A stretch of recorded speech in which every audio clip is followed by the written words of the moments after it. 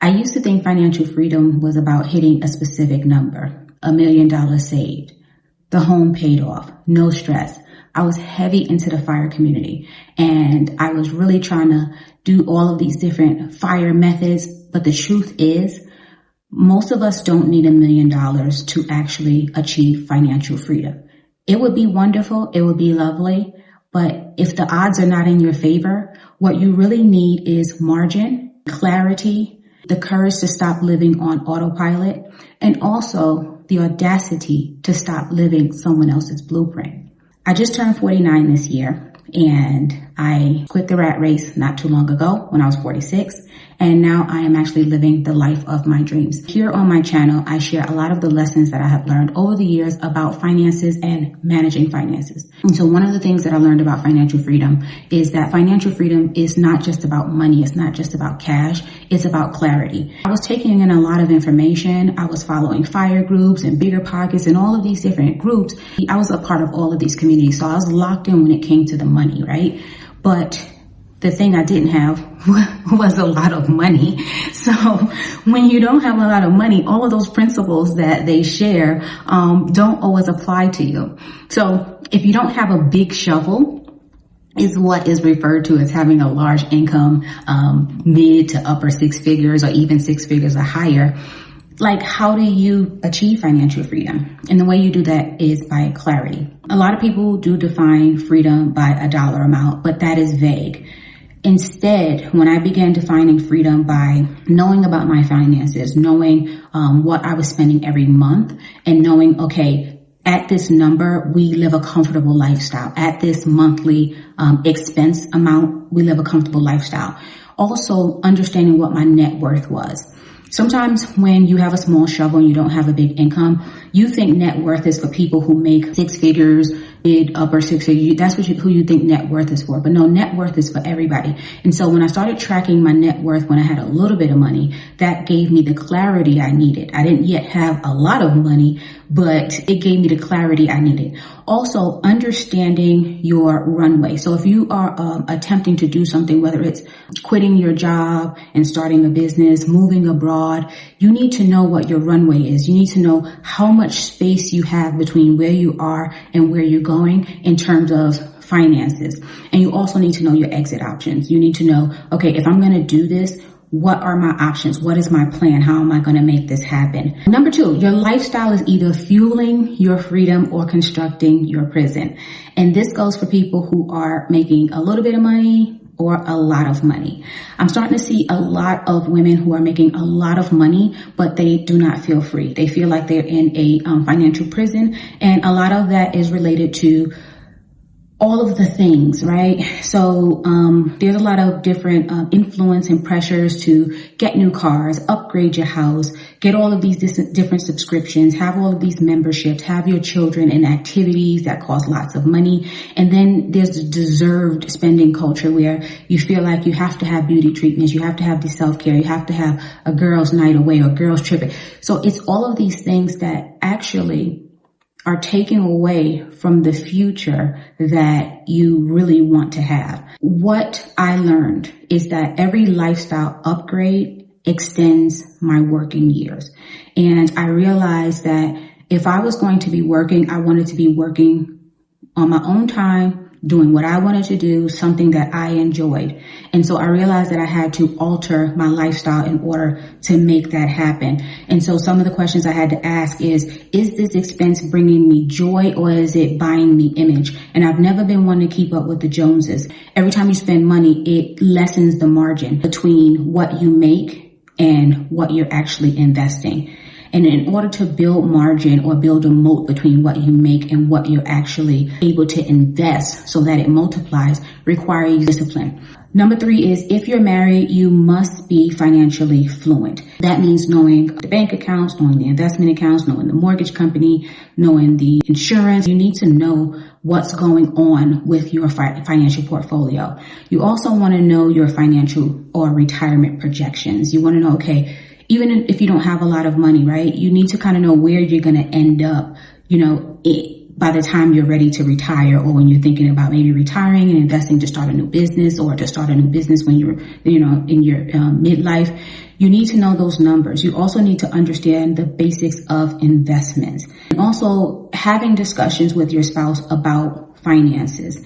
This is not about fear. This is about clarity. This is about knowing where your money is. And this is about stewardship. Proverbs 31 talks about how the Proverbs 31 wife was a good steward. She was prudent with money. She was actually an investor. She would see a piece of land and she would buy it. She would also take her things and she would sell her things. So she was also an entrepreneur.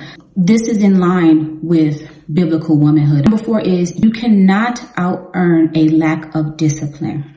If you have a high income and you're feeling like, oh man, I don't feel like I'm wealthy. I don't feel like I have enough money. You have to think like, what is it that is eating away at my money? And sometimes it's the lifestyle creep. It's the adding on more activities. It's the eating out more. It's the doing the gourmet coffee shops. It's like every time you get a raise, that money disappears into spending. You find more things to spend money on. What I did whenever we got extra money, I would throw that extra money at debt, or I would invest that money. So what I made sure I didn't do was to increase our lifestyle, to add on things. What that looks like is like when you get a bonus, then you say, well, let's take a vacation.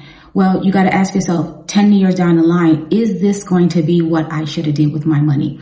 Should I have invested that extra $1,000 bonus, or should I have taken a trip with that extra $1,000 bonus?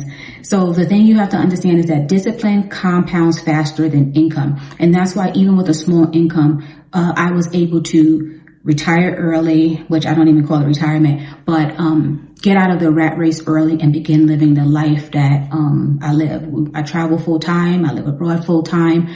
I have multiple revenue streams, and I'm living the life that I actually enjoy, that is purposeful. So it doesn't require a lot of money. You don't have to have a lot of money, but you do have to be disciplined with your investing. You do have to have a fixed lifestyle ceiling, meaning you're not going to go above, what you say is going to be your annual spend. And you have to stick with that. And anything extra, like I said, I used to throw it at the mortgage. I used to throw it at any debts we had, and I used to throw it into our investing. So consistent debt elimination. And also just thinking always with a 10 to 15 year mindset, not thinking about what the impact is going to be today. It's about thinking what the impact is going to be 10 years from now, 15 years from now, because financial freedom it's not like it's this fun thing, right? Unless you just love finances, you just love numbers and stuff.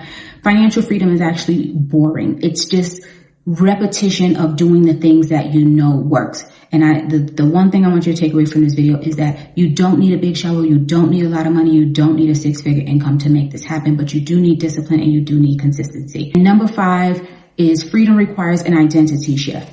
And for me, this is very deep, because when I was part of these fire communities, when I was part of Dave Ramsey, when I used to hear people call up with these big incomes, I was still doing the work, but something about those numbers and people with all of these fire numbers and, announcing where they were, I was like, man, it's going to be hard for me to get there. Like, I'm not going to get there. And what I realized is that it was almost like it was putting me in a mindset of competing with other families. And I had to realize that I have to run my own race, right? I have to figure out, what is going to work for me and for my income and for my budget. And what is it that I actually want to do? Like, what does my midlife years, my empty nester years, my retirement years, my elderly years, what does that look like? For me. And so freedom required me to become a long-term thinker. I couldn't think about just today. I had to figure out, okay, what do I want my life to look like when I'm 49? And I just turned 49. And I promise you guys, my life looks better than what I imagined way back then. So when I was 39, I imagined what my life would be like when I was 49. And it's way better. So you have to become a long-term thinker. You also have to you have to be a delayed gratification investor, because even when you're investing, right, you put your money in the market and you're just hoping it would zoom up or whatever the case may be, but that's not exactly how it happens. And I'm a late investor. I didn't start really investing until I got into my 40s. So you have to, I did a little bit here and there. I always knew about investing. I come from a family of investors. I knew to invest, but I didn't feel like I had the money to invest. We were a single income household, and so we didn't do it as frequently and often as we should. But you have to understand that when you do it, even if you're starting late, you have to delay the gratification. You have to understand that this is for 10 years, this is for 20 years, this is for 30 years, 40 years, and understand that even though you're starting late, that money is going to compound. You just have to be patient and let it do what it's supposed to do. The other thing is you have to be calm when it comes to your money, especially when you're talking about investing, you're looking at the market, you're looking at the housing market. You have to learn how to weather the storms of the economy and not feel like you have to run out and buy things when you're anxious or when you're nervous or when you're fearful about the economy, but staying consistent to your investment strategy, staying consistent to building your business, staying consistent with paying down debt. Those are the things that are going to bring you financial freedom, especially if you're dealing with a small shovel or if you are starting late. What people say late. So we're not going to say late. We're just going to say you're starting when it was your time to start. If you didn't have it to do it early and you're starting now, then now was the time to start.